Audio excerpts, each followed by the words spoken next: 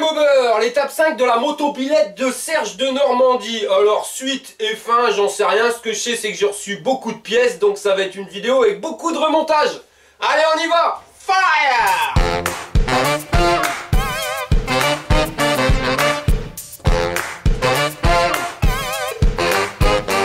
Bon, j'ai reçu 2 colis, parce que ça a été assez galère pour les commandes de pièces. C'est pas moi qui l'ai fait, c'est Serge de Normandie qui l'a fait directement. Le problème, c'est que quand vous avez une grosse commande de pièces à faire, c'est assez compliqué de trouver un site qui soit pas en rupture sur une pièce ou l'autre. Donc, il a dû travailler avec 2 sites. Il y a eu la mobilette.net et le Borgne. Alors, le Borgne, je connaissais pas. Alors, je sais pas si c'est parce qu'il est sourd d'un œil, mais c'est un petit magasin, d'après ce que j'ai cru comprendre, en Bretagne, qui a son site internet. Et je suis pas déçu des pièces parce que c'est que des pièces d'origine Yamaha. Les garnitures de frein d'origine. Les cylindres blocs moteur, c'est pareil, c'est ceux d'origine. Pour les roulements de vélo et les joints spi, bon là c'est les SKF.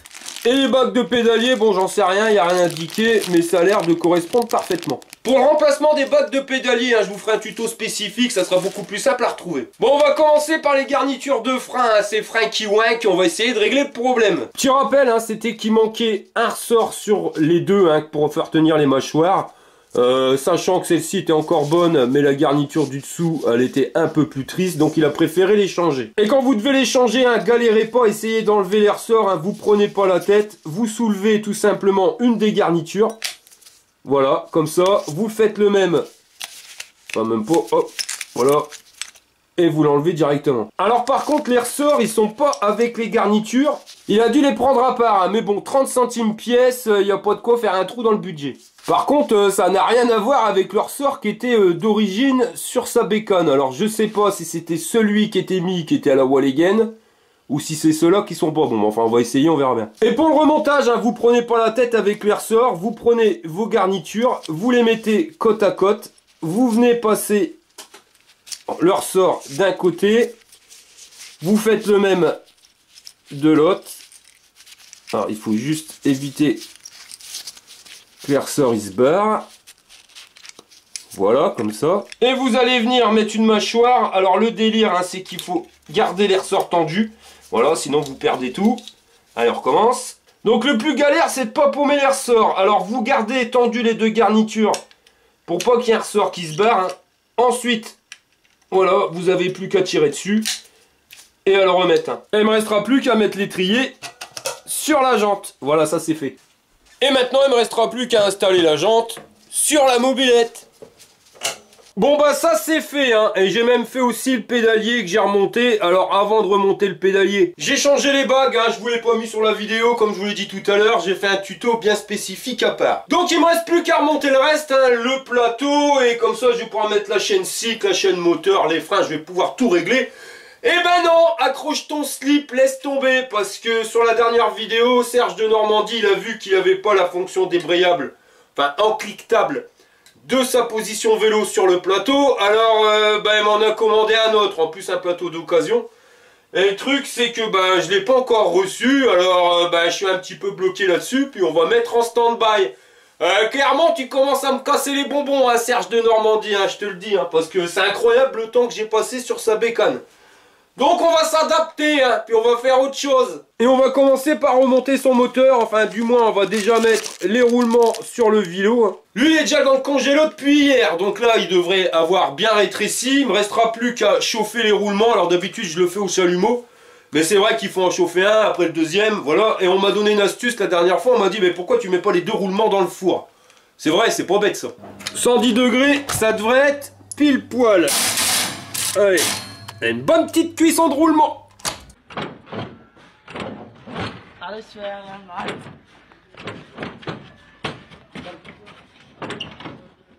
Pendant que ça cuit, je vais m'occuper de cette connexion là sur sa bobine haute tension, parce que comme vous pouvez le voir, c'est quand même méga rouillé. Et connexion électrique et rouille, ça n'a jamais fait bon ménage, alors autant tout nettoyer. Bon, il n'y a rien de sorcier, juste à démonter la cosse, un bon petit coup de papier ponce sur la cosse et sur la bobine haute tension, et quand c'est super propre, il me restera plus qu'à remonter.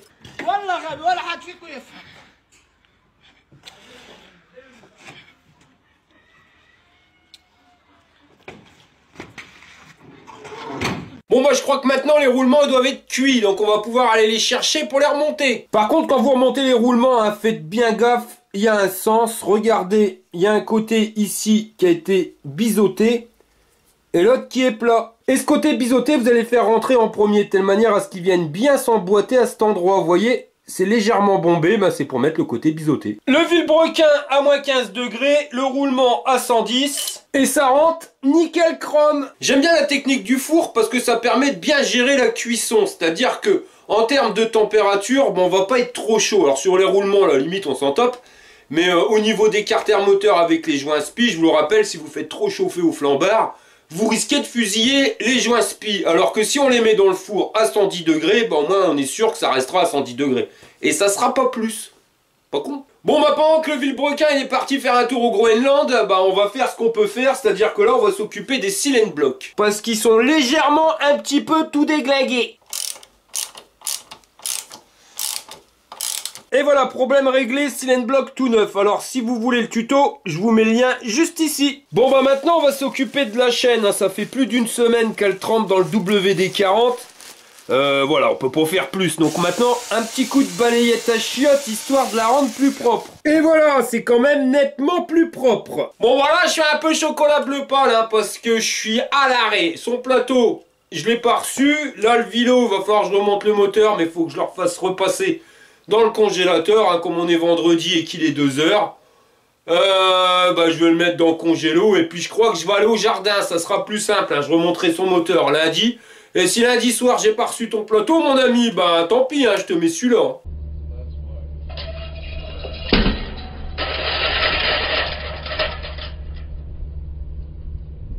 Bon bah le week-end est passé, hein. J'ai toujours pas reçu son plateau, après c'est un peu normal, on était le 1er mai samedi, donc on verra bien, hein. Pour le moment, on va déjà faire ce qu'on peut faire, on va remonter le moulin, qui entre nous est quand même nettement plus propre, hein. On peut le toucher sans en foutre plein les paluches. Les joints spi ont été remontés, il me restera plus qu'à faire la technique du four, hein, donc je vais le mettre à 110 degrés.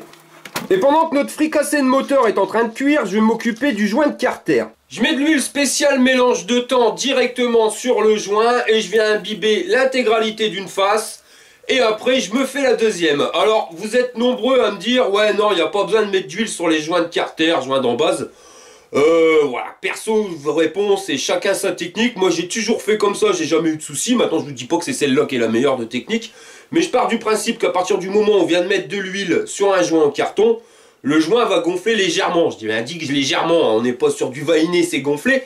Mais voilà, une fois qu'il est légèrement plus gonflé que la normale, quand on va venir serrer, s'il y aurait des imperfections dans le carter, une petite rayure ou quoi que ce soit, bah en ayant mis de l'huile, vous voyez, ça aurait plus tendance à venir combler ce trou que si on n'avait pas. Bon, maintenant, est-ce que j'ai raison ou pas? Ça, j'en sais rien. Moi, ce que je sais, c'est que j'ai jamais eu de soucis, donc on continue. C'est comme la technique de l'étau pour remonter le carter, vous voyez. Moi, je pose le carter directement sur un étau, comme ça, il bouge pas. Je prends le vilebrequin et je lâche directement à l'intérieur et normalement, ça s'emboîte pile poil. Parce qu'il faut pas oublier que vraiment il n'y a pas beaucoup de marge entre les deux, hein. C'est pour ça qu'on est obligé de jouer avec la dilatation, chauffer le carter, refroidir le roulement pour que ça puisse rétrécir et grossir, pour que ça puisse rentrer facilement. J'ai remarqué que si je le fais pas avec l'étau et que je viens tenir le carter à la main, en le lâchant, bah des fois le roulement il veut pas rentrer à fond, hein. C'est comme le principe quand vous mettez un clou. Vous prenez un clou, vous allez l'enfoncer dans le mur, ça rentre nickel.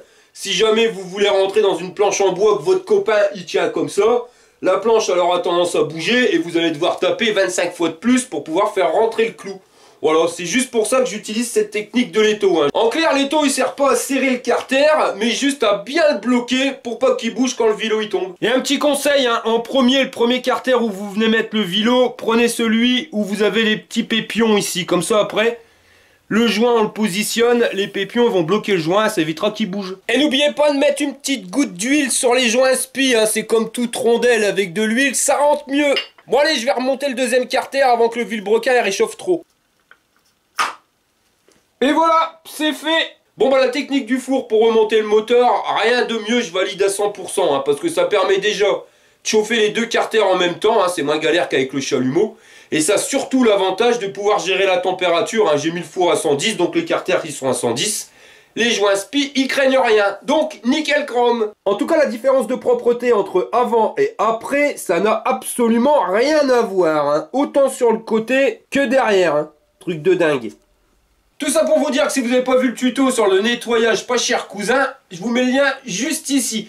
Alors je tenais à le dire, hein, c'est pas une astuce qui vient de moi, mais c'est Vladimir qui me l'avait donné, j'ai retrouvé son prénom. Et d'ailleurs, hein, si vous avez une petite astuce, un truc à la Walligen qui pourrait servir à tout le monde, eh ben n'hésitez pas à m'envoyer un mail à arnoes@yahoo.fr. Comme ça, ben, je ferai un tuto et on pourra partager au plus grand nombre.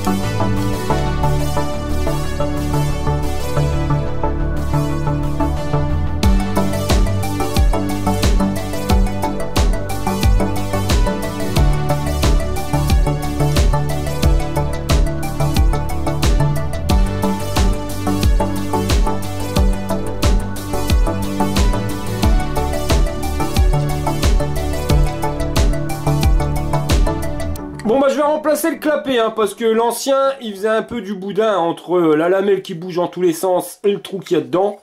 Je pense qu'avec ça, ça devrait aller mieux. Et pour les joints c'est la même punition, alors on va les mettre dans l'huile. Hein. Donc ici on a le joint de clapet, c'est celui qui va aller entre le clapet et notre bas moteur, hein, ici. Et le plus petit, enfin celui qui a le trou le plus petit, ça sera le joint de pipe qui va aller entre le clapet et la pipe. Alors tous les deux, on les emmène au bain d'huile essentielle et on va laisser imbiber comme ça 5 minutes.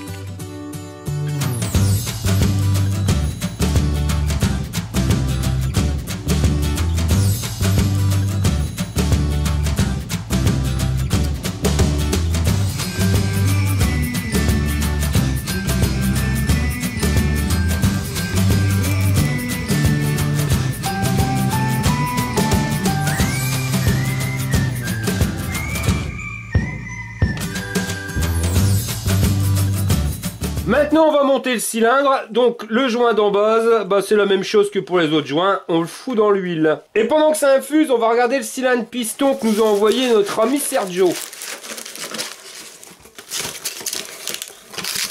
C'est un cylindre Transval qui vient de la mobilette.net, alors par contre, là je les soupçonne d'avoir ouvert le colis avant, hein. Ça a été rescotché, ou alors c'est un rafistolage.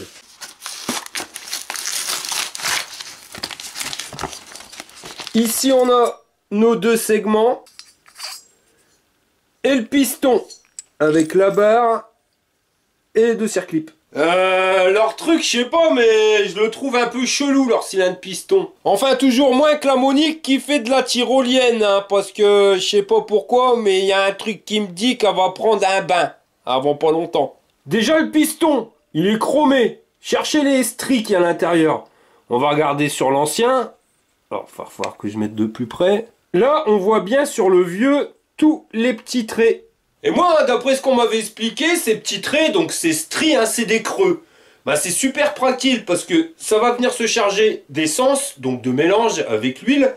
Et l'huile va venir se positionner dans ces petites stries, ce qui va permettre de lubrifier tout le temps le piston.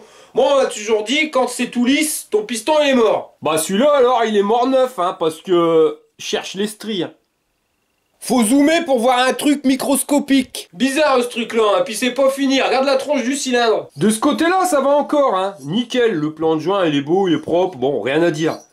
Par contre, de l'autre côté, étouffe l'affaire. Hein. Les trous, ils sont même pas ronds. Alors là, ça va encore à peu près. Là, pareil. Idem pour celui-ci. Par contre, le troisième, non, c'est une blague ou quoi? Regardez, il manque de la matière, hein, je suis pas fou. Et niveau plan de joint, ça laisse à désirer. Alors là, on a un star, mais bon, ça peut encore aller. Mais là, c'est une belle traînée quand même. Hein. Enfin, ça a abusé la qualité Transval, non? C'est moi ou le truc, il est pas terrible? Garantie Transval. Alors, ça n'engage que mon avis personnel, hein, mais ouais. Ça, c'est du Made in France. Ben, excusez-moi, hein, mais il y a du Made in chinois qui est 10 fois meilleure qualité. Hein. Je voudrais pas dire, mais là, ça fait plusieurs soucis que j'ai avec les cylindres Transval. Sur ma bécane, la SPX, il y en avait une, ben, j'avais un cylindre liquide. Je pouvais même pas m'en servir, hein, parce qu'il avait été refait, il avait été raboté au-dessus. C'était tellement fin que si jamais le moteur y chauffait, ça se dilatait, j'aurais eu des fuites de partout. Bon, on me l'a changé. Là, je reçois ça, c'est chelou quand même. Et le Nicassil à l'intérieur, il est plus que chelou, hein, ça fait du moucheti. Je sais pas si vous voyez des petits points. On a les mêmes effets avec une bombe, là, quand on passe vite fait, pfiou, juste un coup comme ça, voilà, on a un peu de couleur, mais pas à fond. Bizarre, hein, son cylindre piston. Bon, on va remonter ça, hein, de toute façon, j'ai pas grand chose d'autre à mettre. Hein.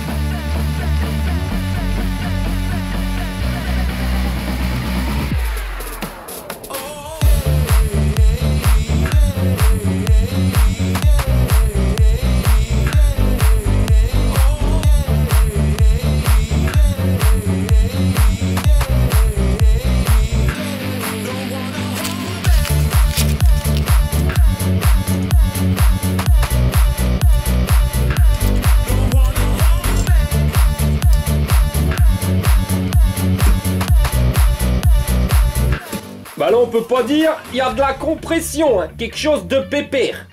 Écoute. Bon bah le moteur est remonté, hein. J'ai mis un joint de culasse spécial anti-prise d'air, normalement ça devrait aller mieux. Alors si vous n'avez pas vu le tuto, je vous mets le lien juste ici. Maintenant je vais essayer de récupérer la vis, hein, pour faire tenir le pot d'échappement qui est sur l'ancien cylindre, hein. Celle-ci elle était bloquée dedans, donc on va essayer de la sortir. Alors je vais pas me prendre la tête, hein. Quand il y a une vis qui est bloquée comme ça, on chauffe à mort. Alors autant la vis que là où elle est située, hein. Et normalement en chauffant ça se dilate, ça devrait bouger. Pas forcément la débloquer, mais après elle sera beaucoup plus facilement débloquable. Alors on fait chauffer ça, quelque chose de pépère.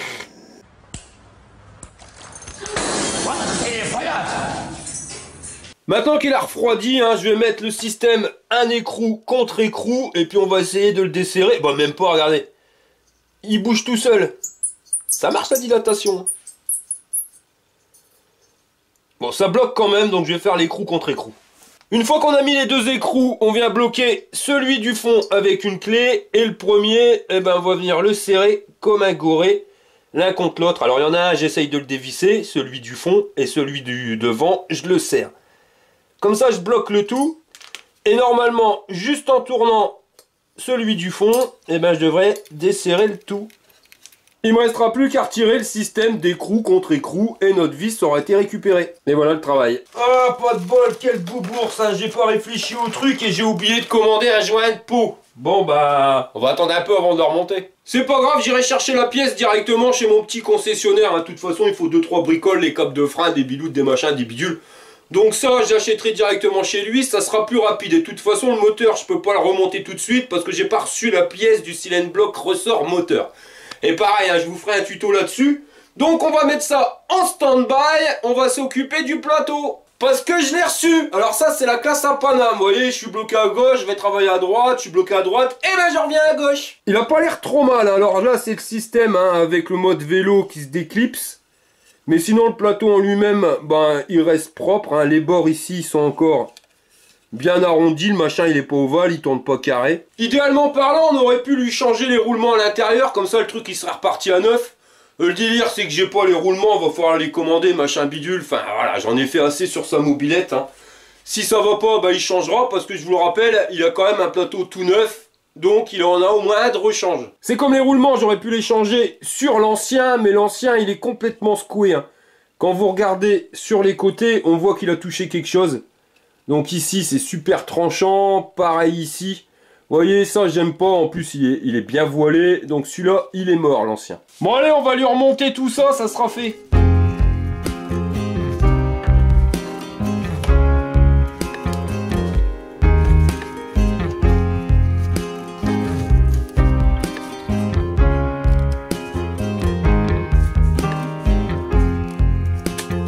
Et voilà, c'est fait. Il me restera plus qu'à mettre la petite coupelle pour fermer le tout. Si elle veut bien rentrer dedans. Alors là, on le voit, elle n'est pas rentrée pareil partout. Alors ici, elle ressort un peu. De l'autre côté, elle est rentrée nickel. Alors, on va dire qu'elle est de guingois. Alors, petite astuce, quand c'est comme ça, hein, vous prenez une clé. Voilà, on va le mettre. Donc, le côté qui n'est pas rentré vers ici. Et avec un petit coup de maillet. Et voilà, maintenant c'est rentré. Il ne restera plus qu'à mettre un petit coup de pompe à graisse dans le graisseur. Et on est nickel. Et vous arrêtez d'en mettre hein, quand vous voyez que ça commence à déborder. Vous voyez, là, on est parfait. Il ne restera plus qu'à remettre la pédale. Et là, on sera au top. Parce qu'avec une seule pédale, ça va moins bien. On va remettre le bitonio. Fais gaffe au biseau. Et je resserre le tout avec la clavette. Un petit coup de maillet. Et il ne me restera plus qu'à resserrer. Maintenant on est au top, hein, donc par rapport au début, hein, il n'y a plus du tout de jeu dans le pédalier. Et le plateau, c'est la même chose, donc nickel chrome. Va pouvoir remonter sa chaîne, hein, elle est tellement propre qu'on dirait limite qu'elle est neuve.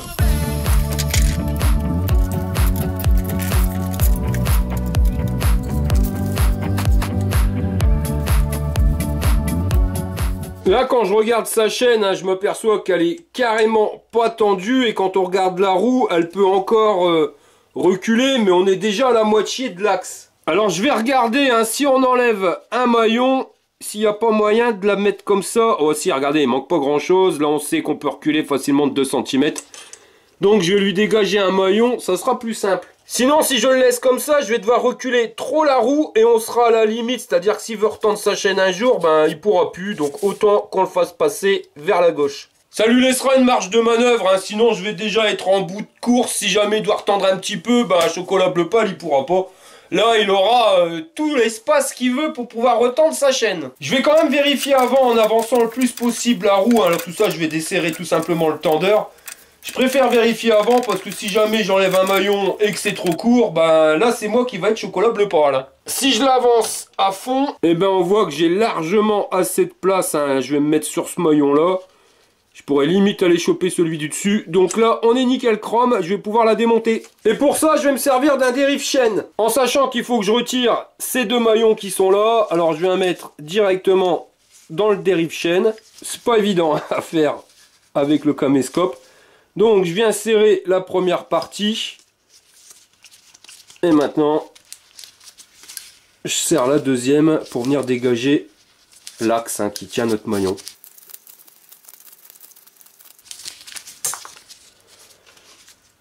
Et voilà, le maillon vient de tomber. Il ne me restera plus qu'à desserrer le truc.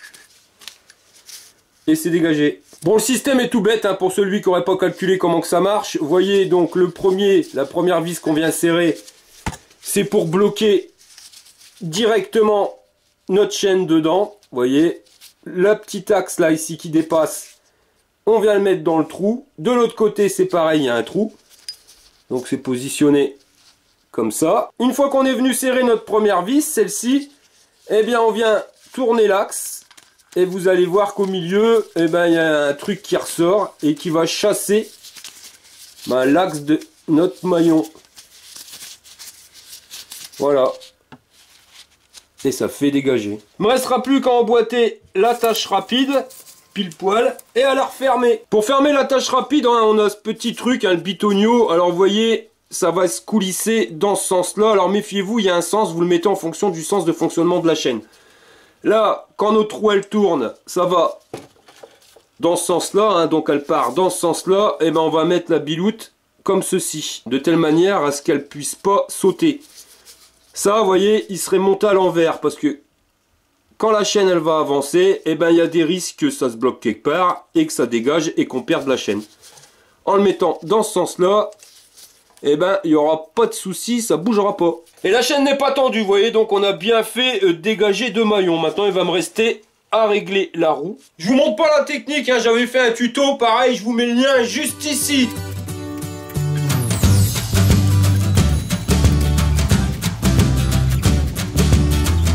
Juste une petite astuce avant de resserrer votre roue. Quand vous regardez la tension de la chaîne, vous voyez, là elle est correcte. Et ben, quand vous resserrez votre roue, venez pincer votre chaîne, comme ça, et vous resserrez la roue. Parce que si vous ne le faites pas, j'ai remarqué hein, que la roue a tendance à reculer avec la force au serrage, et votre chaîne elle est plus tendue. Donc là, je la bloque, et je viens serrer. Vous voyez, comme ça, quand c'est serré, et ben, la chaîne est toujours tendue comme il faut. Et encore une autre petite astuce, hein, si vous voulez pas que votre chaîne elle se détende au premier coup d'accélérateur, une fois que vous avez tout serré, hein, l'axe de roue, et ben vous venez au tendeur, et là vous venez le bloquer avec un demi-tour. Maintenant on est sûr que ça bouge plus. On va maintenant s'intéresser à la chaîne partie cycle, hein, parce que je sais pas si vous vous rappelez, mais quand on pédalait trop fort, ben, ça démaquait, hein, elle sautait. Je vous remonte les vidéos.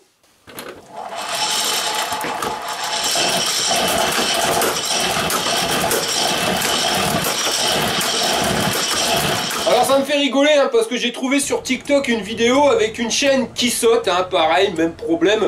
Tout ça parce qu'elle n'est pas tendue. Pourtant, il y a un tendeur, hein, c'est sa fonction à lui. Mais le tendeur, il a ses limites. Hein. Si la chaîne elle est trop longue, et ben, au bout d'un moment, il a beau tendre à max, et ben, c'est pas assez tendu. Alors ils auraient pu faire comme sur les vélos, hein, c'est-à-dire qu'il y a, quand on n'a pas de dérailleur, c'est en direct. Mais si on aurait fait ce système-là, et ben, la roue, on n'aurait pas pu la bouger ni d'avant ni d'arrière pour pouvoir régler la chaîne moteur. Ça, c'est faisable que quand il y a une seule chaîne, comme sur un vélo. Là, comme on en a deux, on vient régler la chaîne partie moteur, hein, on vient d'attendre pile poil en bougeant la roue, et lui, le tendeur, bah, il va prendre le relais, hein, donc il va tendre plus ou moins. Mais si la chaîne elle est trop longue, eh ben, elle est trop longue, donc il suffit juste de la raccourcir. Il m'a envoyé une nouvelle chaîne, on va installer celle-ci.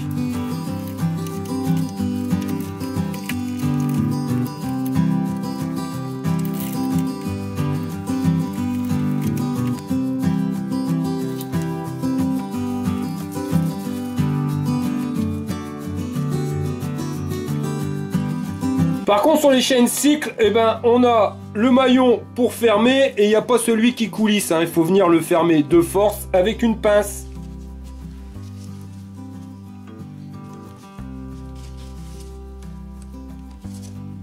Maintenant on va remettre le tendeur et on verra si on en a coupé assez. Peut-être pas.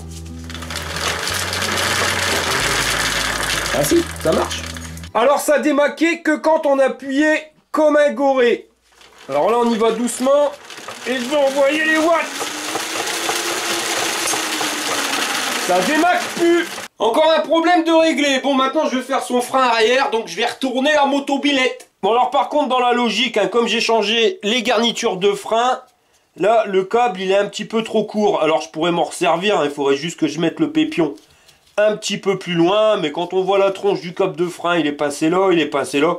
Je vais le changer, ça sera quand même mieux.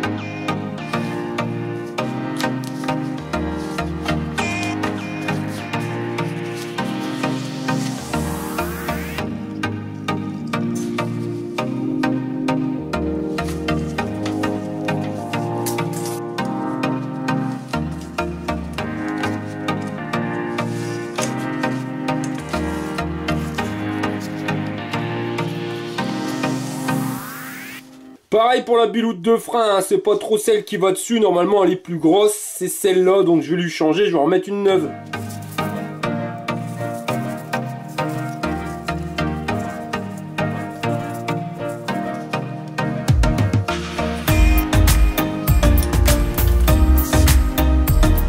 Bon, on va voilà, problème réglé. Bon bah maintenant on va s'occuper du frein avant qui a été monté à l'envers. Ça tombe bien, hein, y a Hugues qui m'a envoyé la petite biloute qui me manquait pour mettre aux manettes. Le problème c'est qu'elle va pas, elle est trop grosse pour aller dans cette manette-ci. Alors si vous savez quel bitonio on peut mettre directement dans cette poignée, bah ça serait cool de me contacter à arnoets@yahoo.fr.